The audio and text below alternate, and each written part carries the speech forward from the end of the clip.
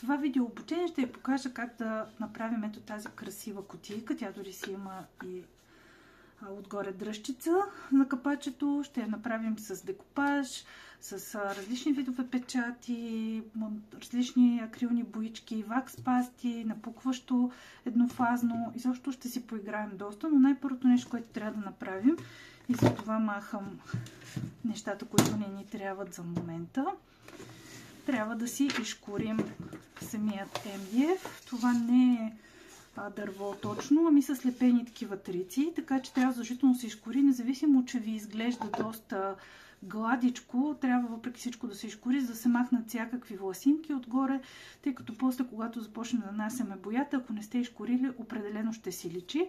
Използвам сравнително финна шкурка, която е с номер 5240. Колкото е по-голям номерът на шкурката, толкова е по-финна, колкото е по-малък номерът на шкурката, толкова е груба и става по-скоро за надирания, но 240 и 320 са идеални за това първоначално изкоряване. Сега ще започна да шкуря. Всичко трябва да изкорим. Ръбчета, кръчета, абсолютно всичко.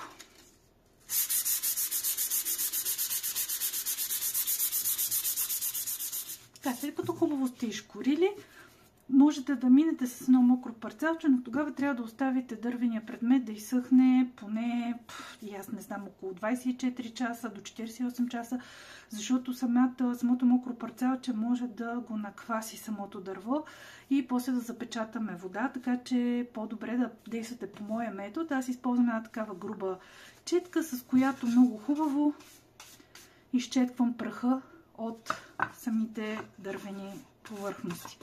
Ето така. И това е напълно достатъчно, за да се изчисти. Така, следващата ни стъпка, която трябва да направим, е да боядисаме абсолютно всичко, да покрием с акрилен грунт. Акрилният грунт ни е много важен, защото от една страна запечатва предмета, т.е. няма да поглъща много боя, а от друга страна прави по-добро сцепление на всички материали, които ще сложим след това отгоре. Ако използвате тебеширени бои, акрилни бои, то тогава няма да имате нужда от този грунт, но според мен е хубаво да се грундира. Имайте предвид, че когато работите върху дърво, т.е. не е слепено такова като MDF-а, може да използвате байц, който реално създава ефект на боядисано дърво, но запазва шарката на самото дърво. Тогава в никакъв случай не слагайте грунт, защото грунта реално е бял и той ще покрие всичко бяло и ще изчезне шарката на дървото. Самия байц е хубаво да се нанесе директно върху дървото. Така че в случая, тъй като ще работим с акрилни бои на стамперия, които не са тебеширени, аз задължително ще покрия всичко с акрилния грунт. То е нещо като латекса, си го представете, но е малко по-специфичен продукт. Така че е хубаво да го използвате. Може да използвате между другото и гесо, което е малко по-гъст акрилен грунт. Да речем, че се равнява на 3 слоя от акрилния грунт, но той пък е доста наистина гъст и най-вероятно ще трябва да топнете във вода четките си, за да може малко да го разредите, защото иначе ако нанесете просто така гесто, ще се получи неравна повърхност. Е хубаво всичко да е гладко. Така че сега ще започнем да нанасяме грунта. Той виждате, че е течен, буквално като, точно си е като латекс.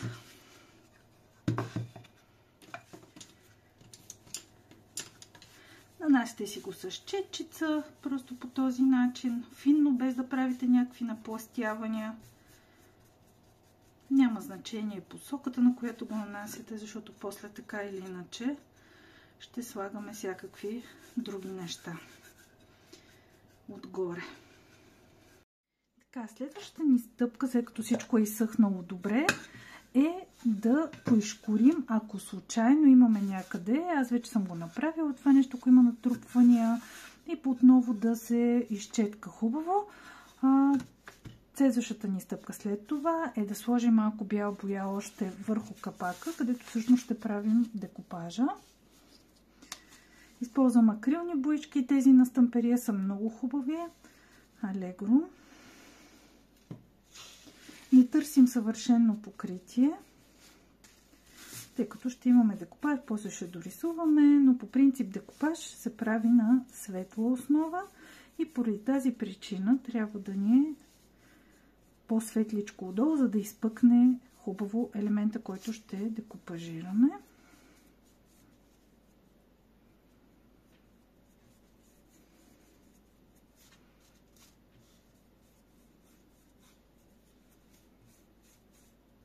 Ето така е напълно достатъчно. Време е да направим нашия декупаж, като никога не режа с ножица, винаги късам хартията, за да може хубаво и плавно да прелее. За целта си взимаме с пръстче и си мокрим хартията там, където искаме да скъсаме малко водичка. Ето по този начин, за да може да ни е по-лесно да скъсаме там, където искаме. И започваме да късаме. Ето така с 4 пръстчета е напълно достатъчно.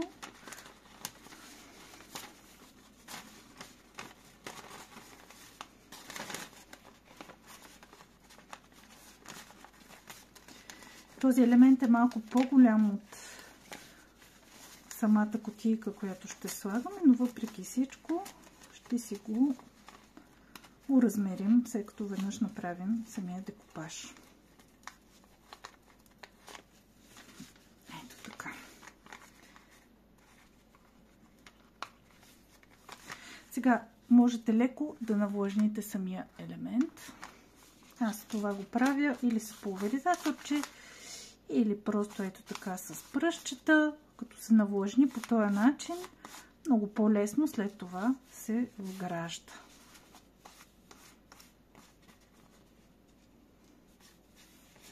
Не прекалявайте с водата, за да не развалите самия елемент.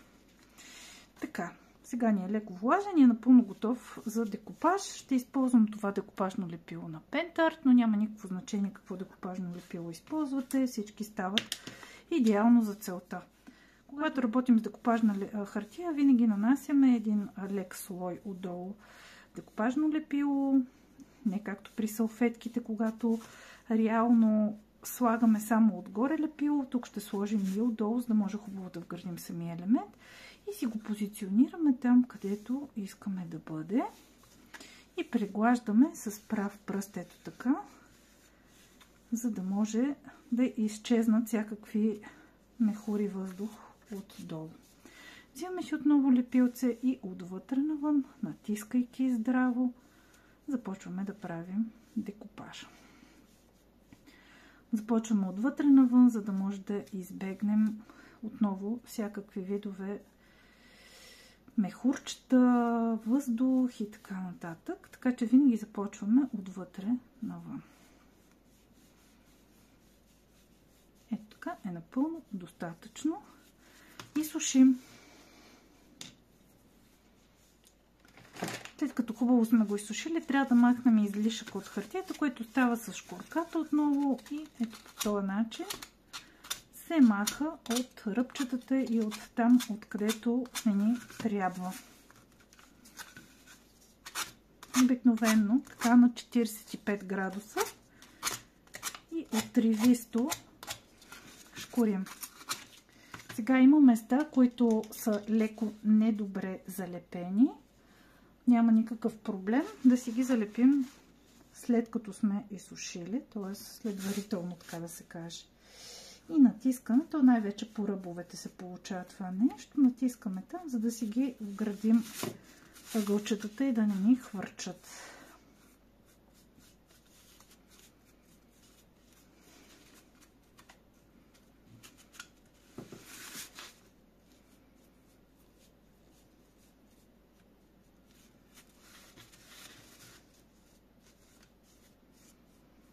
С хартията можете доста да натискате, докато ако натиснете с реално салфетка, ще се получи много лош ефект. Ето виждате колко красиво се получава. И отново изсушавам. Сега ще си довършим капака, като сложим малко боя, т.е. трябва да вградим тази хартия да не седи така грозно. Ще си взема малко боички. Това е цвят капучино и малко индийски тюркоаз. И ще използвам тампонче. С тампонче най-лесно се получават нещата. Взимам малко от капучиното, смесвам го с малко от бялото, за да ни стане по-нежен цвета. И започвам да тупкам ето по този начин, за да вграда нашият елемент.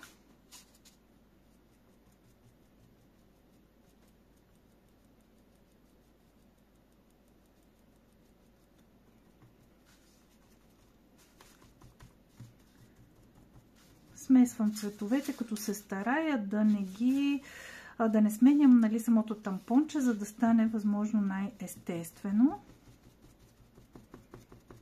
преливането.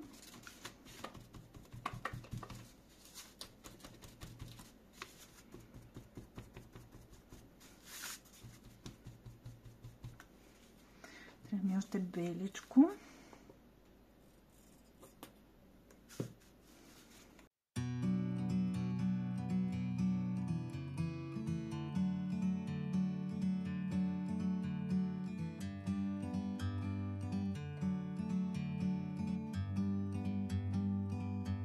Like a bird on a tree, I'm just sitting here. I got time, it's clear to see. Тук мисля, че се получава много яко. Така ще довърша всичко отстрани, също от задната страна, за да стане нашето капаче перфектно. From up here, the world seems small. We can sit together. It's so beautiful, you and me. We meant to be in the great outdoors, forever free.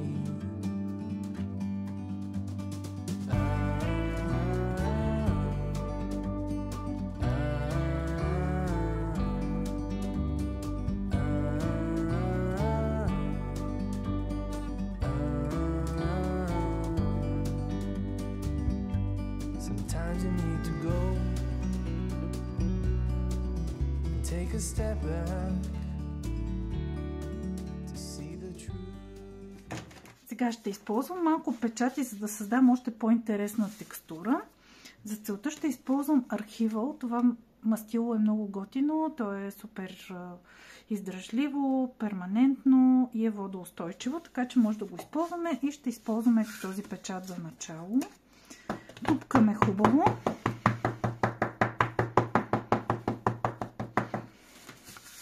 И просто ще отпечатаме туктаме, ето така, за да стане красиво. Колко красиво се получава. Тук пък ще използвам този текстурен печат, като просто с пръстчета ето така го хващам и малко ще създам пукнатини. Виждате какъв красив ефект се получава. Тук таме ще добавяме ето такива пукнатини, да изглежда още по-старинно. Ще добавя тези пукнатини от вътрешната част. Ето така, просто където ви дойде, за да изглежда все едно е напукано естествено. Много як ефект се получава.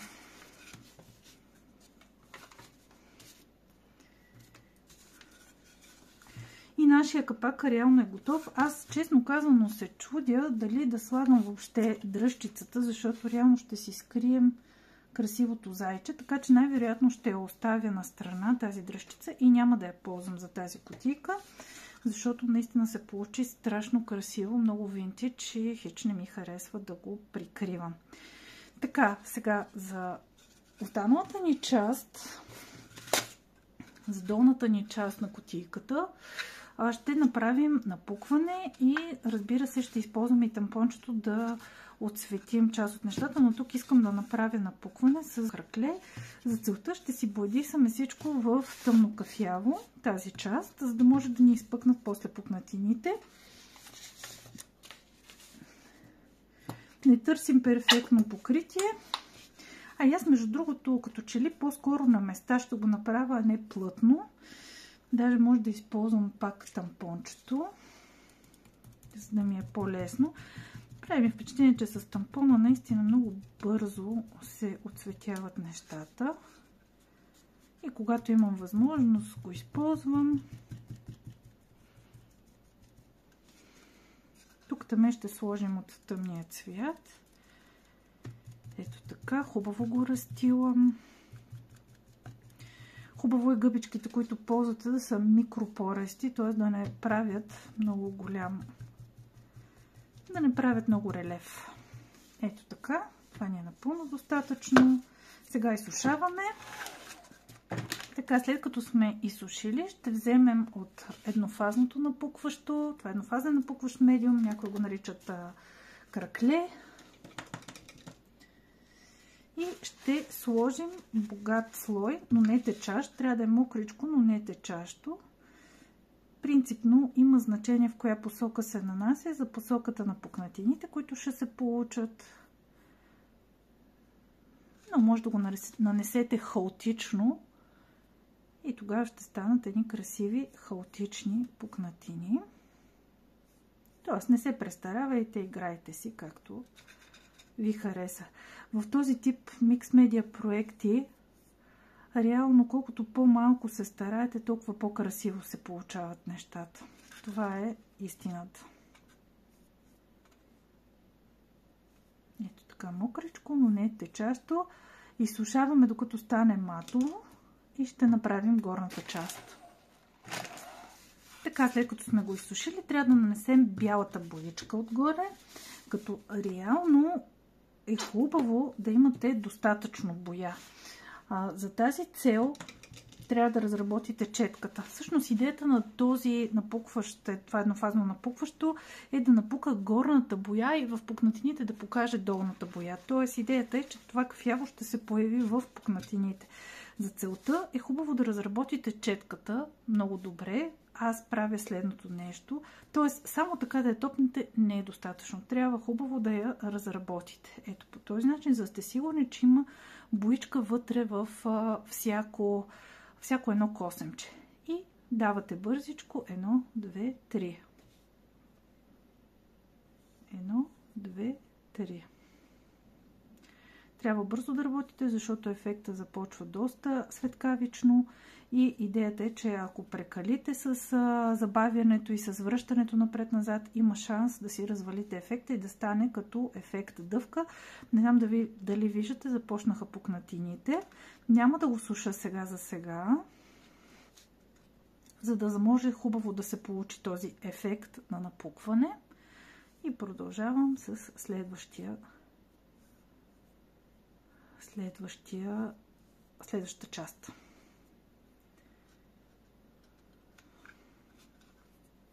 Гледам да съм бърза.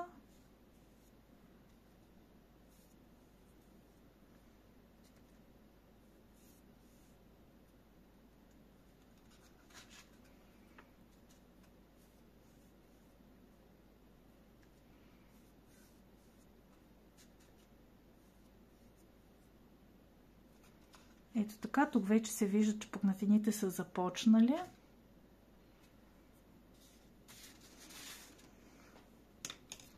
Веднъж, щом започне процеса на напукване, вече може да започнете и да сушите. Иначе не е хубаво да се суши, защото може да си запечете отгоре боята и то ще се напука, но отвътре, така че вие няма да виждате напукването. Затова е хубаво винаги да оставите първо да се появят първите пукнатини и тогава да започнете да сушите. В случая са се появили, така че започвам да суша.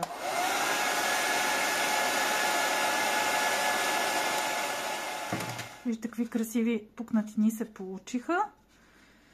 Сега може да продължим да си отцветяваме всичко, като аз пак ще отцвета по същия начин с тампончето и с трите цвята, които си избрах. И ще отцвета абсолютно всичко, където мога с тампонче, където не мога с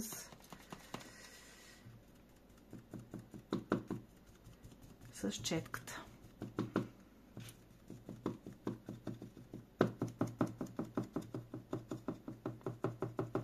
Гледам да не се престаравам, да стане по-неравно, по-интересно.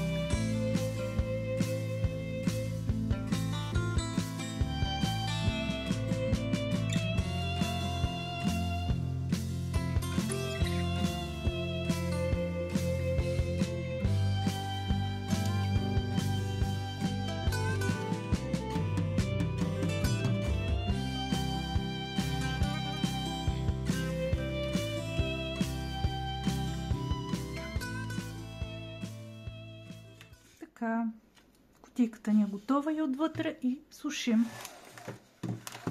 Така, може сега да вземете отново печат, за да доукрасим. Не се старайте в никакъв случай, просто тук-таме, ето така, да има по-малко, за да е интересно.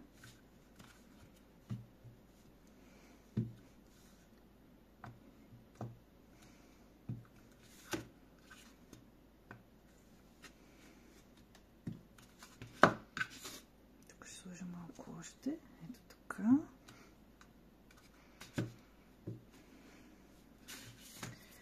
Може да сложим още и от текстурата на пукването, ето тук по ръба, за да е интересно.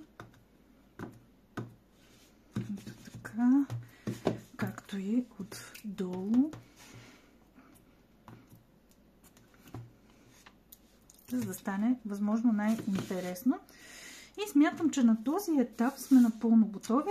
Сега хубаво е да се лакира. След малко ще се върна с лака. Нека хубаво да изсъхне.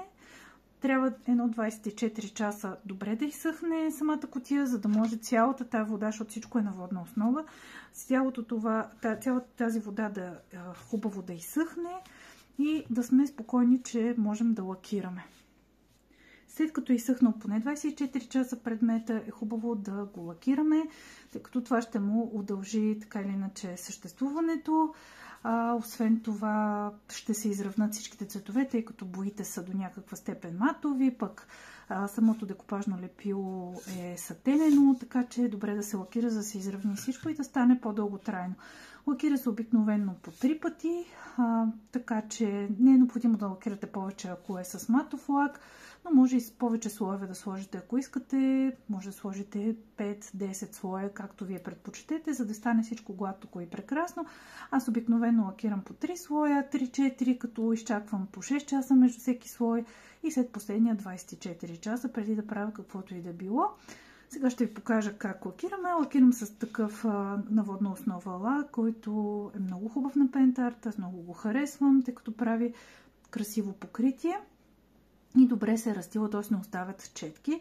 Важно е, когато лакирате, да имате четка с синтетичен косъм, защото с нея се лакира 1000 пъти по-добре. С тези с финския косъм просто забравете да стане хубаво лакиране. Винаги ще си личат четки и ще стане много грубо. Матов е лака, който използвам и на водна основа, защото този предмет ние няма да го мием, така че не е необходимо да се лакира по друг начин. Имам си четчицата и започвам да нанасям лака. Той сега изглежда бял, но когато изсъхне, ще стане напълно прозрачен.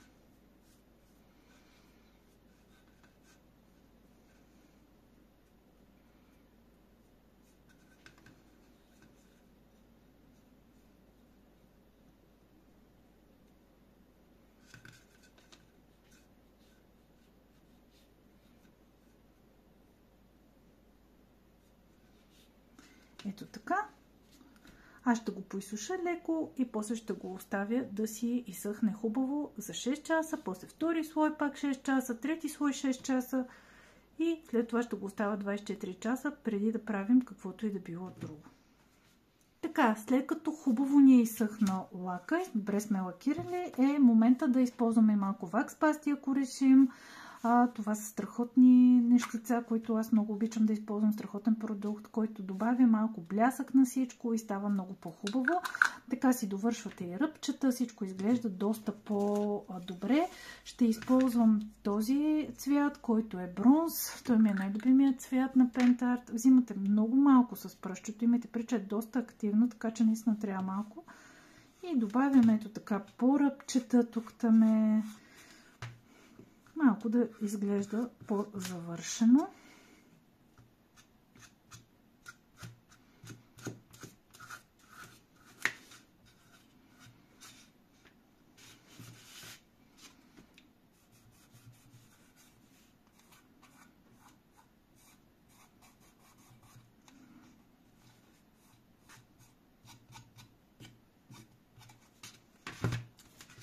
Така ще добавим и на капака. По ръбовете. Правя го обикновено след лака, защото искам да запазя красотата му, блясъка му. Ако сложа лака след самата вакс паста, ще загубим блясъка, тъй като лака е матов. И става време да декорираме. Дойде време и да декорираме. Ужасно много харесвам. От същата серия декупажни хартии има и такива елементи, които са за изрязване. Пак на Алхемия Варт. Просто са невероятни. И си ги изрязвате с ножичка. Сега тези малко са бели за моето харесване, но тъй като нямам наблизо дистрес мастило, ще използвам архивола. Само че ще взема още едно тампонче, ето такова, и ще се опитам малко да ги състара. Ето така, просто по краищата, за да не са чак толкова бели. Защото някак си не ни отива толкова бяло на нашата кутийка. Разбира се, когато ползвам дистреса е много по-лесно, но и с архивола виждате, че става идеално. Ето така ще стане много по-хубаво. Само малко е така по ръбчето.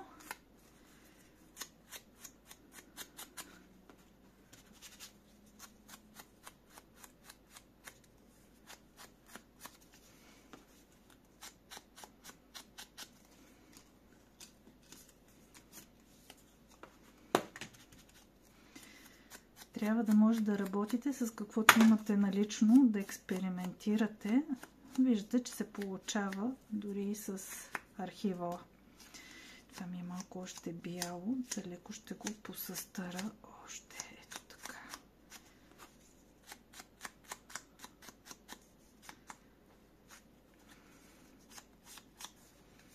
Супер! Елементчетата от хартия са ни готови. Ще използвам и разни други украсителни елементи и ще ги надградим. Ще използвам лепилце.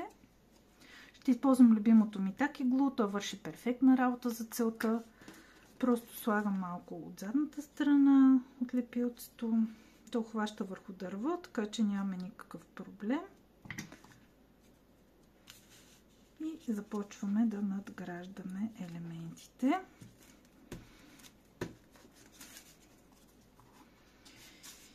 Някои ще ги сложим по-височинка.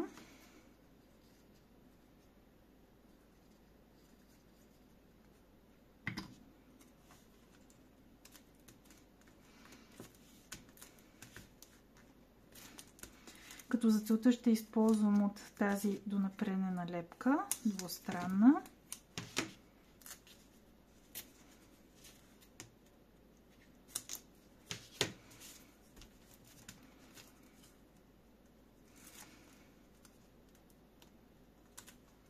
Ето така стават по-обемни елементите и изглежда много по-добре.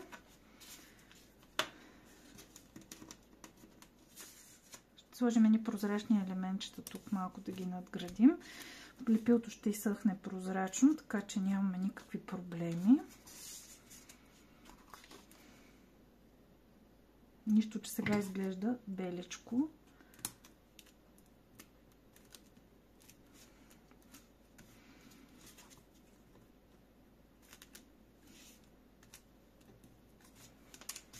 Така, трябва да внимавам да не го пренатрупам, че обикновено така правя.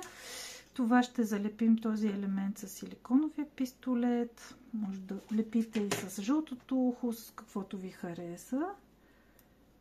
Това ще го центрираме. Ето така.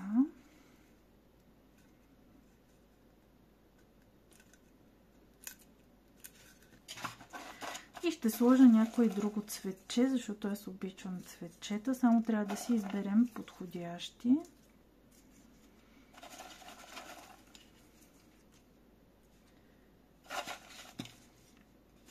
И да не прекаляваме.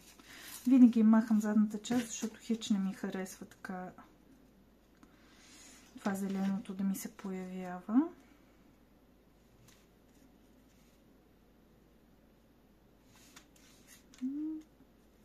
Ето тук.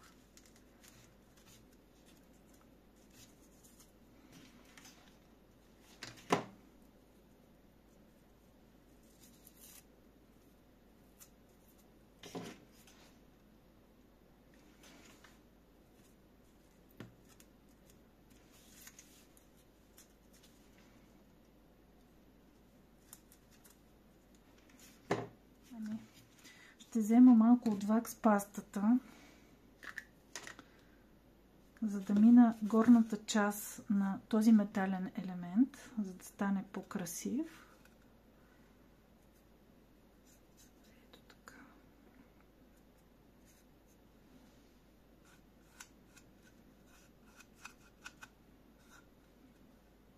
Като че ли ми липсва малко тук, така че ще сложа още вакс паста. Може да продължавате да украсявате, докато прецените, че ви стига. Аз мисля, че ми трябва само още едно малко дребно елементче, което сега ще си намеря.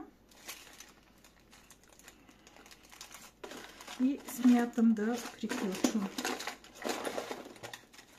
Тук си харесах и едни пеперутки. Сега ще ги качим и тях.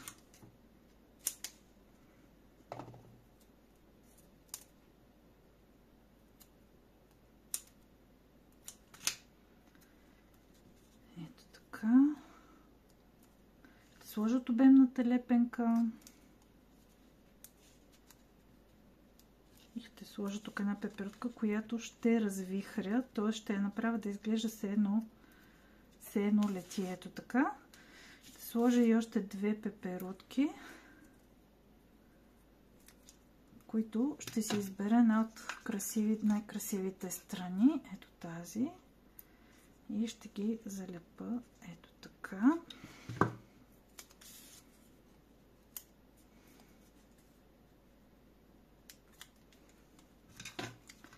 Тази ще е в другата посока и на нея също ще кача така крилцата. Ето така, за да стане красиво. И смятам, че нашата кутийка е напълно готова. Вижте колко красиво изглежда. Просто е прекрасна. Тук имаме и пеперутки. Разбира се, може да украсите всички страни, да добавите още елементи, но според мен е напълно достатъчно по този начин и нали, все пак идеята е да не прекалим. Надявам се да ви е било забавно и до следващия път.